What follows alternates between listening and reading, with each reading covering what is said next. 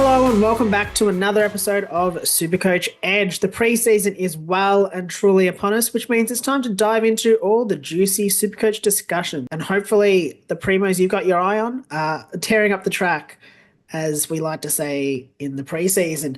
Now, usually I would have Damo alongside me for one of these episodes, but this time it is just me steering the ship all alone by myself. No one here beside me. But anyway, we're going to jump in and get stuck into some defensive mid-priced options worth considering, or in some cases completely avoiding. If you haven't caught our previous episodes, make sure to go back and listen. We've covered the forward primos, the mid-prices and the rookies in that forward line. Of course, we have also covered the defender primos that you should consider in your side. So before I kick on, we're just going to run through the socials as we always do. On YouTube, search SuperCoach Edge, and don't forget to subscribe so that you are notified when our content does drop from week to week. On Spotify or Apple Pods, if you listen to us, don't forget to give us a 5-star review, and please leave a glowing review if you have the time. If you enjoy what you're listening to, if you don't, please don't leave a review. No, just send us some feedback via socials if there's something you'd want to see. On Twitter, you'll find us at @supercoach_edge, Damo at DamoJ88, myself at Liam Evans _95. On Facebook, Insta, and TikTok, just search SuperCoach Edge and you'll find us there. Now, across the course of the preseason, we will be rolling out a few different analysis episodes, as you have seen, going line by line, and today we are going through the mid-priced options for the defensive line. So I'm going to get straight into it and kick off with their highest priced options. And we're looking at players kind of from around 500k to probably around just above 200, so above that first rookie price in the defense. So first up, we do have it priced at 476.9k is COLBY MCKERCHER. He had an average in 2024 of 88.5 and has that dreaded round 12 bye. He is obviously a very talented young gun, but unfortunately, I just don't think the role is going to be there this season. He's been training much more on the wing in the midfield, but on that outside role, and it's just not going to be conducive for his scoring. Steer away from him. He's in 9.3% of teams at this stage. I just don't think it's a wise option at that price point, especially considering that we've got Daniel slotting into the Roos backline. His seagull opportunities are going to be absolutely gone. And at nearly 500k, you'd want better security in that role and scoring. So for me, he is a definite miss. Up next, we do have JAYDEN Short, priced at 442.3k, defender eligible. He has an average in 2024 of 82.1, has that round 14 bye. And he's owned currently by just under 10% of teams at 9.7%.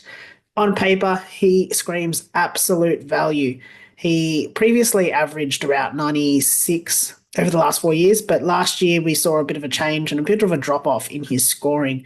But even when he has, been performing at the peak of his powers, I guess, he hasn't been that player that's got 100+ as a defensive primo.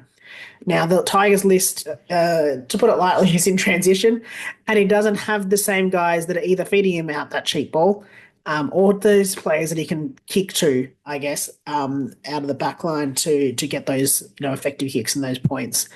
So for me, while there's definite value there, priced at 82 should be able to get up to at least a 96. I just don't think we've seen him crack that 100+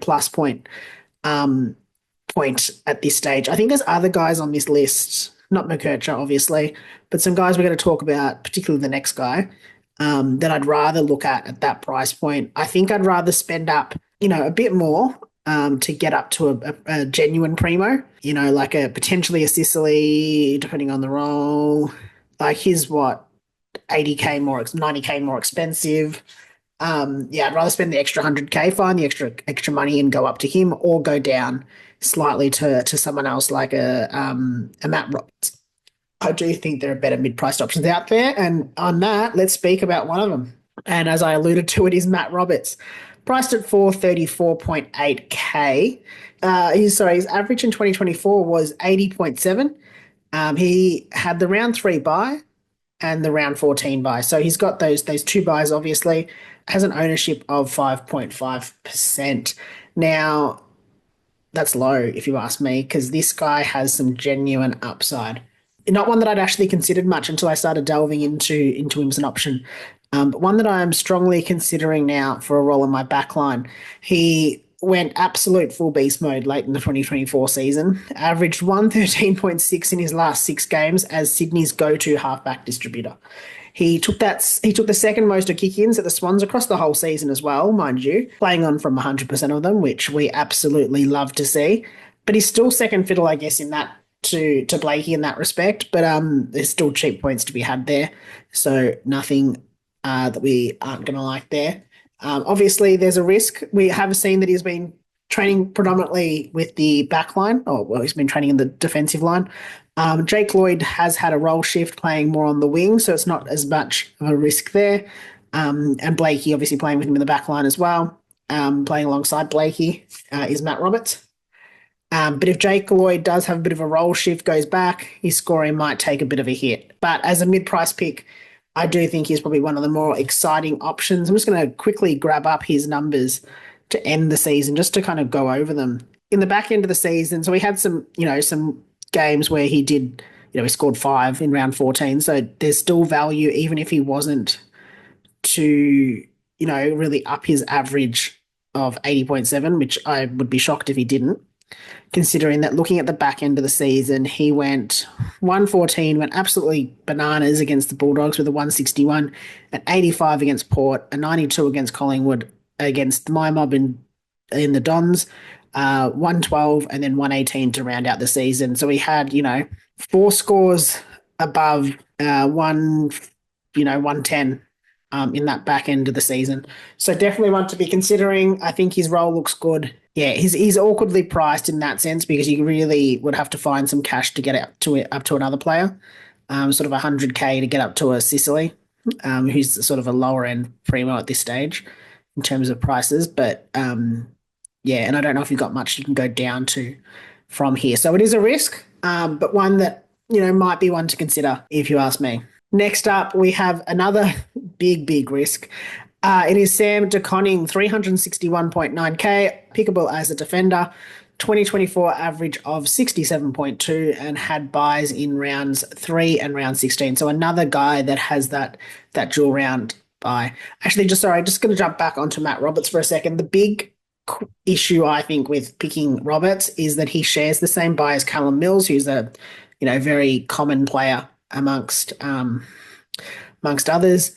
And so you've just got to think about the fact that you're going to be missing those 2 players. So 2 mid-prices, I guess, at that price point in that round 3 buy. And it's a number of teams missing that buy. So just be mindful of that. So you might not be able to pick him, and that might be the reason that you can't get a Matt Roberts, and you might have to, look at using that cash elsewhere, potentially in the midfield or the forward line, and going down to a rookie. I think there's some good rookies this year, so I'm not too worried about that. But anyway, let's jump back onto Sam de Koning. It does have that round 3 buy as well, and the round 16 one as well. Low ownership of 2.2%. But there's been a little bit of talk about him, and I think that's really if. And it's a big if, especially when it comes to the Geelong. If SDK plays as Geelong's number 1 ruck, he's got some upside. In games when he did take on that main ruck role, he averaged 95.4, which is, basically just under 30 points above his season average. So there's value to be had there. The issue there is that Chris Scott loves playing role roulette. And with both Reece Stanley and Toby Conway, not even in the wings, just there as actual number 1 rock options. SDK could end up, playing a game at fullback where he's going to score really poorly as a lockdown defender. Could be playing another week in the ruck. Could be playing part-time ruck. I think there's too much variation in what he could be scoring. And at worst, he could be dropped. We all know that Sam de Koning towards the end of the season, didn't play, wasn't in the best 23. So there's questions about whether that might continue in 2024. I think he's way too risky for me. Don't think it's worth the risk at that price point, especially. Real mid-pricer there, 361.9K. Wouldn't consider him at this stage. We'd have to be able to know that he's going to be playing as that number 1 ruck, especially considering Stanley and Conway are options and even Blixarves, I guess, as well. And I think that's the point that probably needs to be made with De Koning, is that they like this sort of hybrid player, like a player that's a bit, flexible, can move around. And that's going to be the issue that for De Koning, is that he could be 1 week playing ruck, then the next week playing fullback. So it's going to be that volatility in scoring, and then that could absolutely destroy his cash gen, which is what you're really looking for at that price point. He's not a keeper. So that's that. Now let's move on to the next guy on the list, and it is probably one of the most picked players in defence this season, and it is Callum Mills, 357.2k, pickable as a defender. He had a 2024 average of 73.7, does have that buy in round 3 and in round 14 as well, but he has an ownership of 58.6%. Now, he missed most of the 2024 season due to injury. Couldn't really get on the park, but finished strong with back-to-back 97 and 98 scores, but did obviously have that overall average of 73.7. If he gets consistent midfield time, though, he will be an absolute bargain, especially considering in 2022, when he did play as a midfielder, he was able to average 116.6, which would put him up there as a primo defender, probably put him up at least in that D1 to 4 sort of space, if he could get back to that 116. Obviously, with Mills, the risk is if injuries do hit, he could get thrown back into defence, could affect his scoring. But I think at this price, it's a risk most are willing to take, as we can see at that 58.6%. I think is definite value, definitely a bargain at this stage. It could be the absolute bargain of the season. If you can pick him up at this price and he can get back to that 116. He's been training with the midfielders, so there's no reason to think that he's going to be, primarily a defender or anything. It'll just be if there are injuries, he could end up being thrown back. Or if they need to, if there's any issues and they need to stifle some scoring, you might see him playing more in that back line, chipping in as a defender. But at this stage, I think he's a definite lock. I think most people would be picking him, as we can see, at 58.6%. Unless something bad happens, get him in your side. Now, next up, we have ARIE SCHOENMAKER, 270.5k, defender eligible. 62.8 was his 2024 average, and has just the round 13 buy, and has that ownership of 3.9%. I think the round 13 buy is the good one as well. I think it's only them and St Kilda and Freo, I think, that share that buy. So very positive buy there. But I think at this price, you're probably looking to have moved him on by then. So SCHOENMAKER comes into consideration as Josh Battle has left, gone off to Hawthorn, and Dougal Howard is sidelined with a longer-term injury. So SCHOENMAKER has a genuine shot at a sort of that best 22 role. He is a great kick at 89% efficiency in 2024, and could become a key distributor off the half-back line. Now, obviously, Battle and Howard were sort of played more as lockdowns. I don't think you'd see that with SCHOENMAKER, or he becomes an option just because there is those roles that have opened up in the back line, especially, and Patton also leaving. Yes, there's more options in the back line for St Kilda, or some openings up for St Kilda. His scoring has been a little inconsistent as well. 83 on debut, 55, 52 and 61. But if he does lock down that role, he should make some nice cash. Definitely have him on the watch list across the preseason, but definitely not one I'd be, hinging all bets on at this stage. We've also got here Kitty Coleman, 269.1k, defender eligible. 37 was his 2024 average. In the first quarter, it must be said as well, his only game that he played in opening round. Buys round 3 and round 16, and sitting currently at an ownership of 27.9, which is quite high considering what I am about to tell you. Coleman is, I will say it, he's underpriced massively. And that's due to that heartbreaking ACL injury that he did suffer in opening round in 2024, when we were all ready to pick him because he was going to be playing that backline role. It really shown a lot in the grand final against the Pies in 2023. Yes, 2023. So we all thought, get him in, has that opening round injury, ACL, misses the year. And so he does come in super underpriced, considering he did score just 37 in that game, and then gets the discount as well for only having played the one game. So super low price. Issue we have right now is that recent reports are suggesting that he does have swelling in his knee, which has flared up due to his increases in loads. It does mean that he's at this stage unlikely for round 0, and more than likely going to be eased into the season. Consider that they've got, the round 3 bye, so you might not see him until round 4, round 5, potentially. I can't imagine that he flies over for, like for travel, especially with swelling in the knee. You'd expect he probably gets eased in. If he does, though, get back into his halfback distributor role, it could be, gold for his scoring. But the question's going to be around what Zorko looks like. He's still hanging around there. So there's going to be uncertainty with that.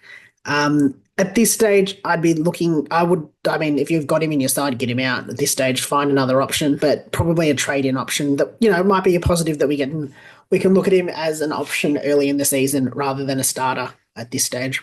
Now, last guy on the list today I've got is Josh SINN, 229.5k.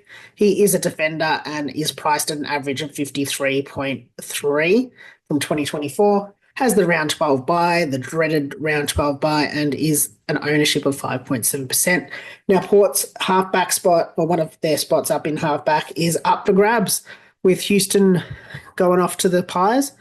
And SINN is definitely in the mix. Looks like one of the front runners for that, take that role. If he does take over that role and get some of those juicy kick-ins that Houston had, which was about 80 last season, could rack up some easy points, make some quick cash, sort of almost, I'd say almost like a high-end rookie. He's really not really a mid-pricer at 229k, but sort of doesn't really fit into that rookie spot either.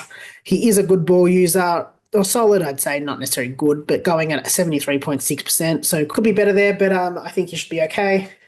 Cheap and has clear upside, but we just need to see what the preseason looks like and whether he does get that role, especially at that price point, considering there are some cheaper rookies that we have on offer.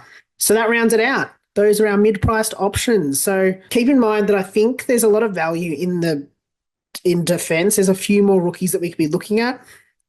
I think there's a lot of rookies, particularly in the midfield and forward lines compared to probably the defence, but I think there's some options there, some more value options that you can look at cheaper prices. I think that's where you'd be looking. I think on this list, if I had to go through, I'd say that probably my top picks at this stage, without having seen any of the preseason matches, is probably Cal Mills and Matt Roberts will be my top 2. Definitely considering those 2. But hard to pick them both because, sitting in the same line, both having that round 3 bye, that's going to be difficult to navigate. So just consider that one. But anyway, we will be signing off here. So before I do, don't forget to join in the discussion by leaving a comment down below if you are watching us on YouTube, or you can send us a DM on any of our social channels. On Twitter, you can send it at @supercoach_edge. Or you can reach out to Damon if you like, at DamoJ88, myself at Liam Evans_95. Let us know any questions you've got, or if there's any other players that you do want to think about or you want us to talk about in terms of mid-prices. On Facebook or Instagram, you can find us at SuperCoach Edge, TikTok as well. And love us a bit of a subscribe if you can, if you're enjoying the content, as that's the best way to let us know that you are enjoying what you're hearing and seeing. Just hit the bell, and it'll turn on notifications so that you do get to find out when all of our fresh content drops. And if you are listening to us, as we said, via the audio podcast, please, we would love a 5-star rating if you do love what you're hearing.